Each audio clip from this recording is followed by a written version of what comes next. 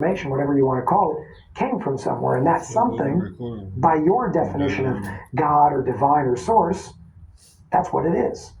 So how can you sit here and tell me that those books were not written by that? I agree with you that they weren't physically written by that, but I think we can both agree that they were inspired by that. No, I agree they were inspired. Yes, absolutely. But everything is connected to source. Even though somebody committed murder yesterday, it's connected to source somehow. It doesn't mean that murder is a positive thing. Okay. It doesn't mean that the source downloaded the information to go kill somebody. We don't understand the process. So anything that we don't understand in life, we decided to call it God. Hitler happened for a reason. We might not understand or agree with the reason that it happened, but you have to agree with me that he did not come out of nowhere. It's connected. Everything in life that happens to you, that happens to this world, is connected to source. So you don't believe that it's possible that something that was basically transmuted or went through a human vessel could not be corrupted? Is that what you're telling me? If we agree that Moses was inspired by the source, by the divine, came down, and eventually wrote it down, but if you learn history, Moses did not write it down. The Bible was written down by, if I'm not mistaken, his name was Rabbi Yehuda Hanassi or something.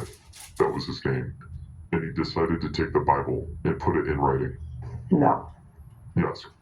No, you're talking about two different things. You're talking about the fact that there's the written Torah, the written Old Testament, and then in Hebrew they call it Torah Sheba'al Peh, which is the oral Torah, which that was written down, and that, I'm willing to agree with you, may have been corrupted over time by broken telephone.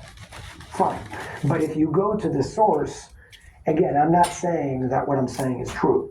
All I'm asking you is, maybe you're wrong, and maybe it does come from a very high place. You're mixing two things. Torah Sheba'al Peh, how do you say it in English? The oral Torah. The oral Torah that you're talking about was written the way you said it many years later. But the written Torah that you're speaking about, when was it written?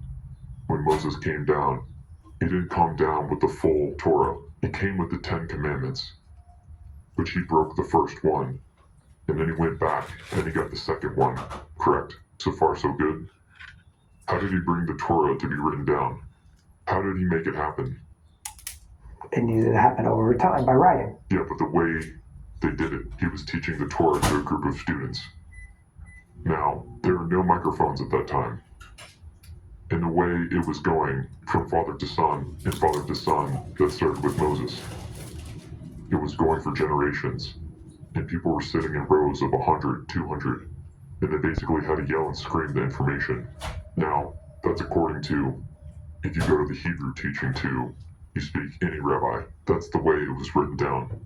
What is the likelihood that somebody's telling somebody in this row, and this row is telling this row, eventually, when they write it down, there needs to be a mistake. You're dealing with human beings. What is the likelihood of a mistake? Fair, if you put it that way.